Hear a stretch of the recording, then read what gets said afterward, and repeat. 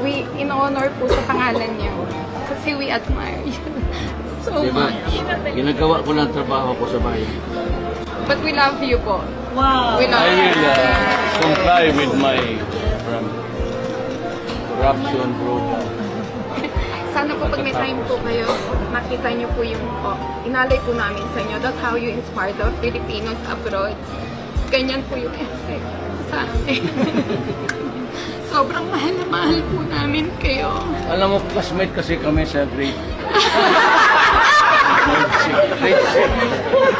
Ito po yung before the project. Ito po yung finished product po niya.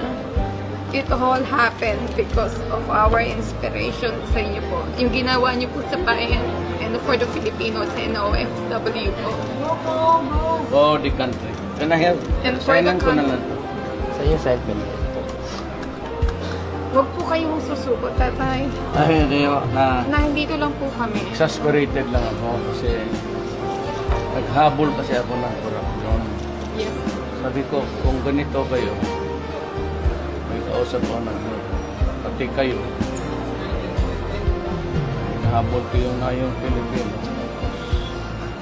Sabi niyo sa Pilipino lang sa kaya sabi ko, kung ganito, I do not see any honor in serving this country. Pati kayo nandiyan sa corruption. I'd rather resign. Gusto ninyo kayong papalit ko. Ayaw ko. But it was just exasperated. Huwag niyo po kami iiwan. Hindi ho. Saka yung, wag ko mag-alala, yung military natin, pati police, faithful yun sa tao. Kayo rin. Hindi yung mapait ang sundalo ko at mga police. Dandahan lang.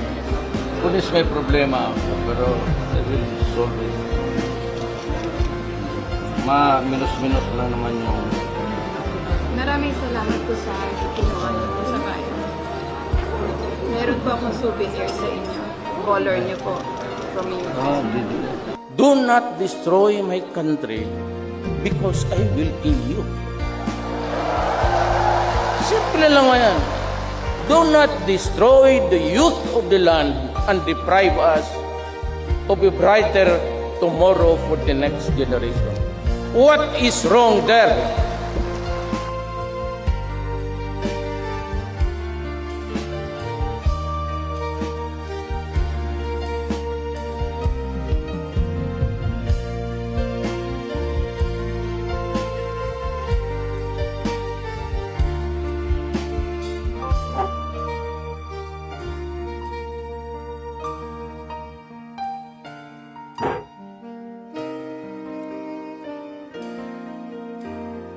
Paiksi lang po. Salamat for making me president.